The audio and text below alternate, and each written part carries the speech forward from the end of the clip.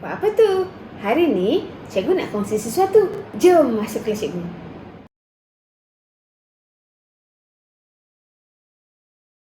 Hari ni kita akan masuk satu puisi tradisional iaitu syair burung nuri. Syair burung nuri ni ialah satu jenis puisi tradisional. Perkataannya ada banyak yang kamu tak faham sebab menggunakan kata-kata ataupun perbendaharaan kata tradisional. Contohnya kalau kat sini dia kata sajak dan nazam. Nazam apa dia? Macam tu. Hemat pun rendah daif beserta. So perkataan-perkataan yang biasanya kita jarang gunakan ialah melibatkan yang tradisional. Okay? Tetapi jangan kita lupa bahawa yang tradisional itu ialah akar kepada kita punya bangsa Melayu yang moden. Alright. Untuk syair burung nuri ni sebenarnya temanya ialah dia nak nasihat kepada penulis. Okay? Right. So masuk rangkap satu. Kita fakir sangat ingat sajak dan nazam banyak tak kena daripada pendapat kurang sempurna. So ini ialah penulis menyatakan bahawa pendapat dia tu mungkin ada orang boleh terima, ada orang tak boleh terima sebab dia rasa diri dia tak sempurna lagi. Okay, dia kata yang kedua, gerangan sungguh amatlah leta, maksudnya diri dia sangatlah leta, perinya akal gelap gelita, hemat dan rendah daif beserta tambahan badan miskin dan nista. So maksudnya ialah dia merendah diri. Dia kata bahawa pendapat yang disampaikannya berdasarkan pengetahuan dan pengalamannya juga. Okay, rangkap yang ketiga dia kata beribu ampun kiranya Tuan atas hulu fakir nistawan. Daripada masyghul gundah merawan, terpilihlah madah patik nintuan. So maksudnya ialah dia minta maaf kalau dia buat kesilapan semasa dia menyampaikan pendapatnya, penulis. Okay, rangkap 4. Dituliskan Syaifah supaya nyata barang yang gairah di dalam cinta, terfikir-fikir bukan menderita, dakwat dan kertas tempat berkata. So maksudnya dia menulis je lah. Penulis berkata daripada segi pendapatnya hanya untuk memberikan pedoman kepada umum. Dia berbuat begitu kerana meluahkan pendapatnya melalui kertas dan dakwat untuk dibaca oleh orang umum. So penulis, sudahlah nasib untung yang malang mengambah lautan berulang-ulang. Mudaratnya bukan lagi kepalang, senantiasa di dalam nasib nan walang. Penulis, apa tadi? Penulis menuliskan bahawa setiap orang,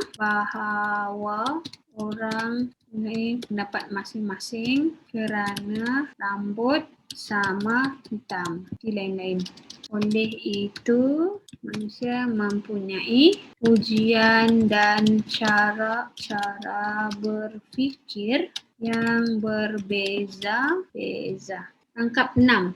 Hanyalah badan kesana kemari segenap pesisir desa dan negeri. Bertambahlah pula sopan dan negeri, santap nan tidak minum pun kari.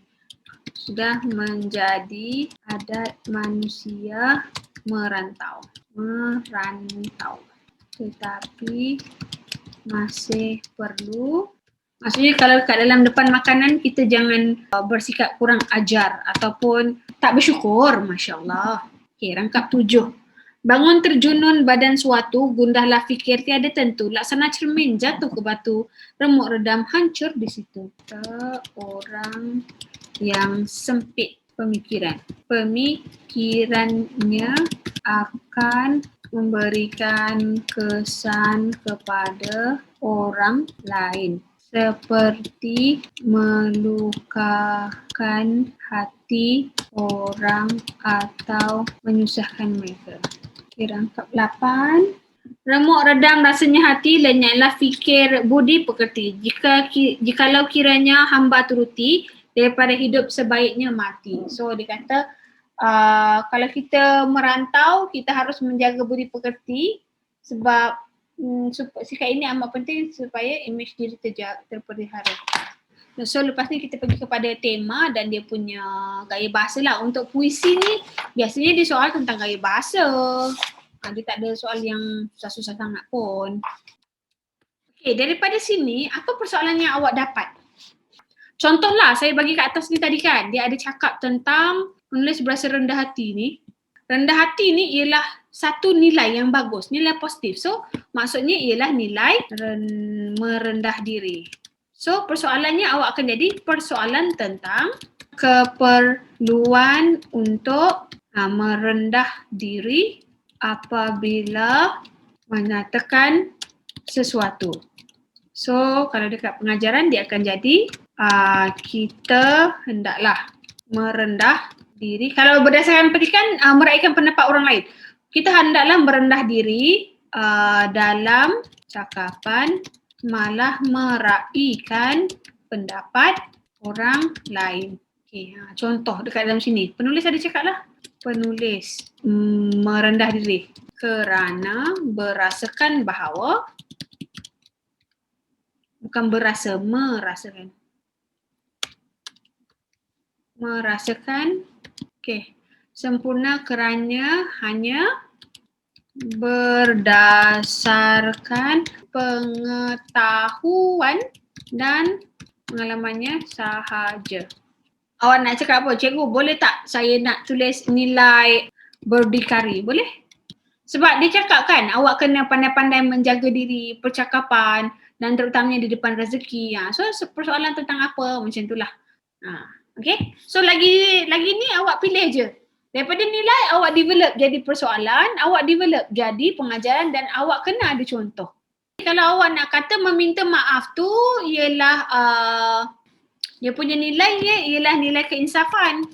So, dia punya tu persoalan tentang keinsafan kerana telah melakukan kesalahan. Sebab dia yakin mungkin perkataan dia akan mengguris orang lain. So, pengajaran. Kita hendaklah menginsafi kelemahan diri serta bersedia untuk meminta maaf daripada orang lain. So, contoh dia ada dah kat situ. Penulis meminta maaf, bla bla bla bla bla bla, yang rangkap 3 tu. Ambil je lah dekat situ, tak ada masalah. Okay, so sekarang ni kita nak buat ialah gaya bahasa. Okay.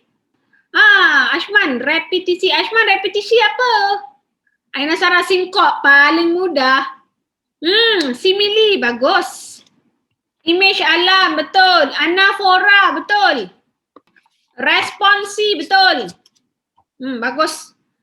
Okey, terima kasih atas respon anda. Alright, yang pertama. Okey, yang pertama paling mudah ialah sinkop. So awak tak payah nak susah-susah. Tulis je lah nampak sinkop perkataan tak, nak, ku. Ada cikgu nampak ada perkataan ku. Ni tak kena. Okey, itu paling mudah yang pertama, sinkop. Yang kedua, paling mudah, bukan anafora, bukan apa-apa, tapi kata ganda. Ambil je lah kata ganda. Gelap gelita, kata ganda. Itu paling mudah. Yang ketiga, image alam. Image alam cikgu rasa kat sini banyak kot. Batu, ni lautan.